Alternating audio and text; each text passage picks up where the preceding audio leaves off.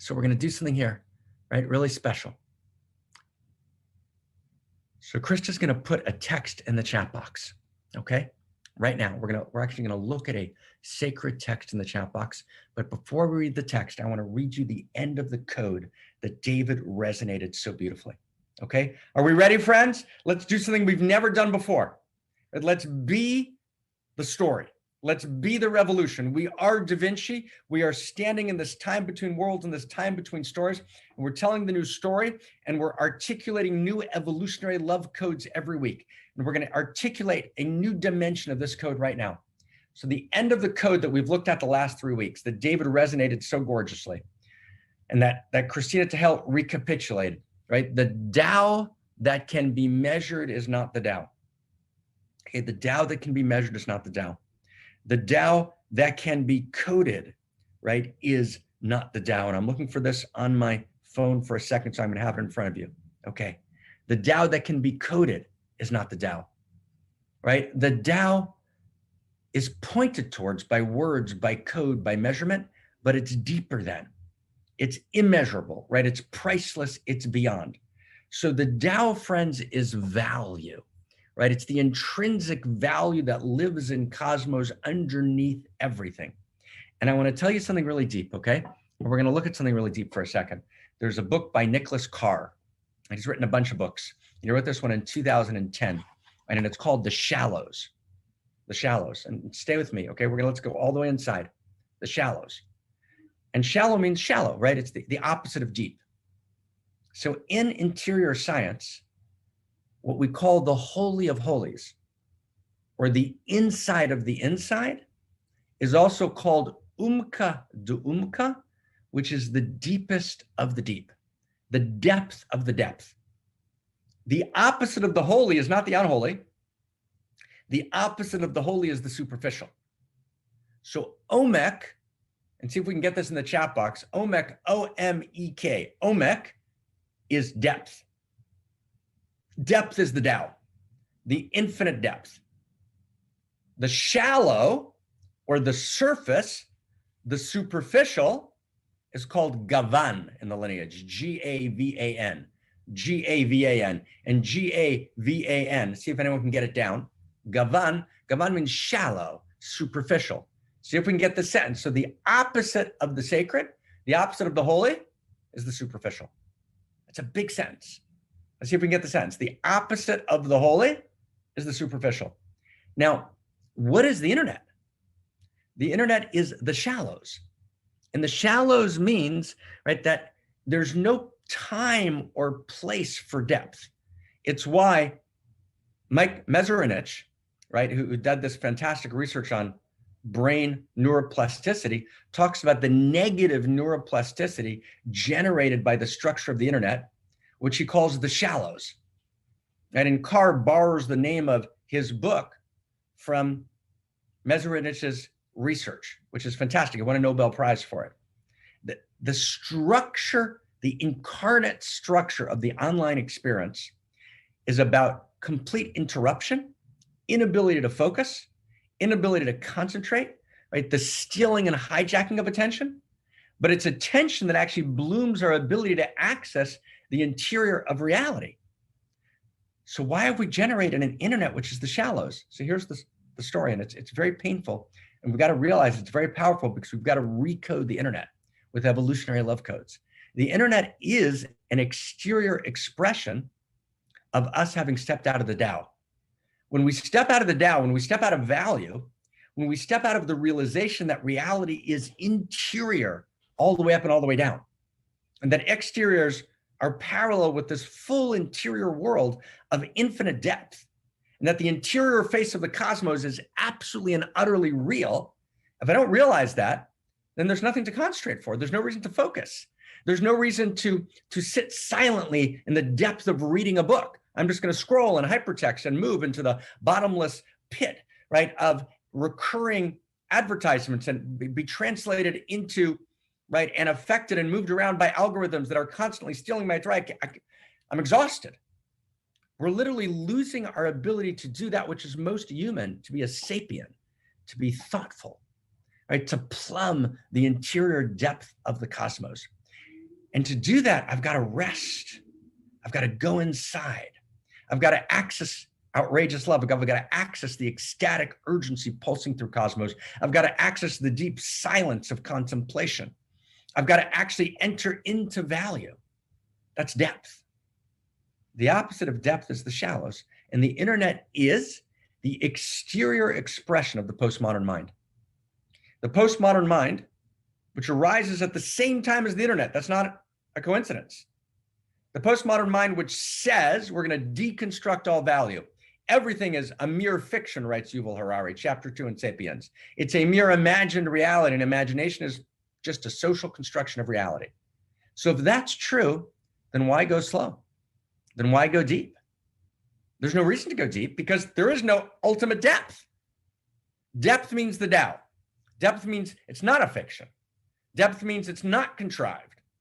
Depth means it's not merely a social construction, but that which the social body in its clarified heart mind constructs is actually an expression of the Tao. Wow. Okay. Wow. Does everyone get that? So now let's take it one step further.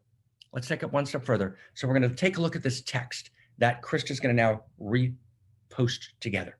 Let's take a look at this text. We're going to read together in the Tao. We're going to read a sacred text because the evolutionary impulse has to be informed by sacred text. And Lady Krista, could we post this text again? Does that work for you? That'd be great. Where's this? Let's repost it here. Fantastic. Let's take a look. You're awesome. So it sometimes happens. This is a text from an interior scientist, one of the great mystics of the 20th century.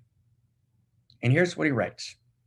It sometimes happens that the spirit falls into smallness. And I translated this originally last week into English, and I retranslated it more accurately this morning. It sometimes happens that the spirit falls into smallness, right? Who knows that? Who recognizes that? Let's be real with each other, right? We're in one mountain, many paths, right? Let's be real. Who falls into smallness? I do. And I know what it means to fall into smallness. Who knows? Let's just find each other in the chat box for a second. Who knows what it means to fall into smallness? Who? Anyone know that? If you do, write yes, so we can feel you. Okay, who knows, right? Right? We know what that means, right? We totally know what that means, right? It sometimes happens that the person falls into smallness and the person cannot find within herself any inner contentment. And if you know this, just write yes. Right? We know this. I know this, right?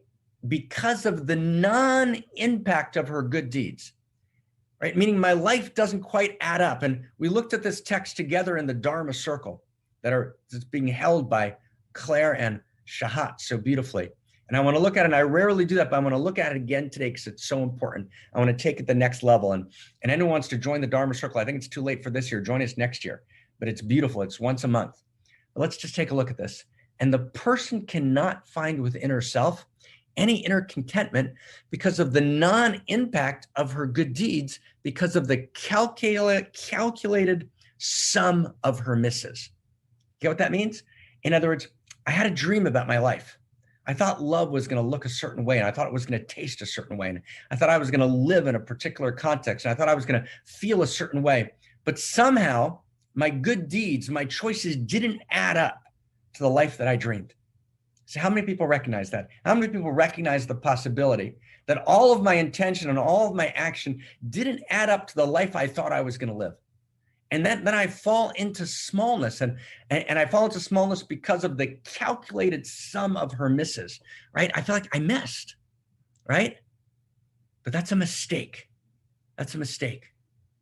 The mystic Cook, Abraham Cook, writes, this person must strengthen himself with the mystery power of thought. And this person must enter into the palace of thought. And what's the palace of thought? In the palace of thought, I know that there's another story that I'm living, and that's the story that I live in my heart, mind, body. It's not the public story, right? It's not the political story. It's not the story that's the near misses. It's not the story that I'm living every day, which is beautiful. And I've got to embrace that story and live the story that I live every day in the best possible way. But actually, that's not the only place I live. That's one gorgeous, important place. But there's a second place I live, and that's in the palace of thought. And you have to know that her thought your thought, is more valued by the Holy One, blessed be she, than all impactful, fulfilled actions.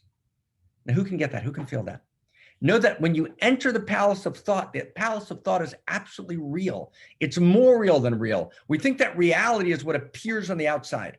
That's just one expression of reality. Thought, the palace of thought, the palace of imagination, is more real to the Holy One, blessed be she, right, than all impactful, fulfilled actions. And since this is so, holy thought and exalted images of imagination and concept and scenes of beauty and love and desire and fulfillment, all of these possess the same reality of the impactful actions. That's what it means to be in the Tao. To be in the Tao means it's not based on, did it turn out okay? It's not based on, did the story have the end that I thought it should have? It's not based on, did it turn out the way I wanted it to turn out? I actually know that I live in the palace of imagination, the palace of thought, and that palace is real. And the person should encourage herself greatly with the fact that sometimes the paucity of actual deeds and study, meaning the reason that my deeds haven't landed the way that I thought they would, is because you have a strong inclination towards the secret of thought. There's magic in your imagination. There's magic in your reality making in your palace of thought.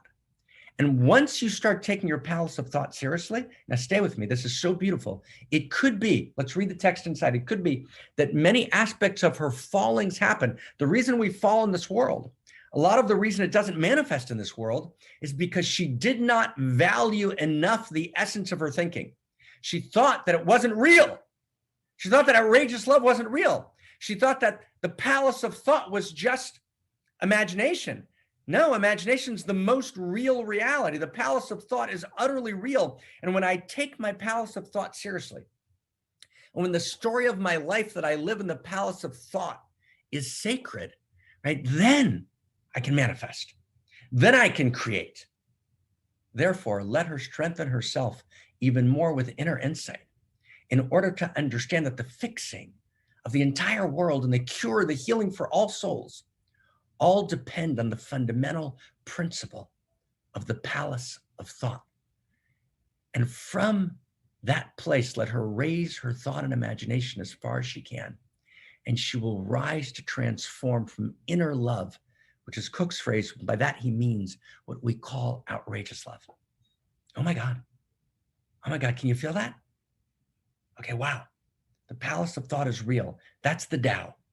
The Tao means the Tao that can be manifested is not always the Tao. The Tao that can be coded is not the Tao. The Tao that can be measured is not the Tao. The Tao lives in the palace of thought. It's the truth of the story that I fill myself with in full joy every moment and in every day. Oh my God, it's so gorgeous.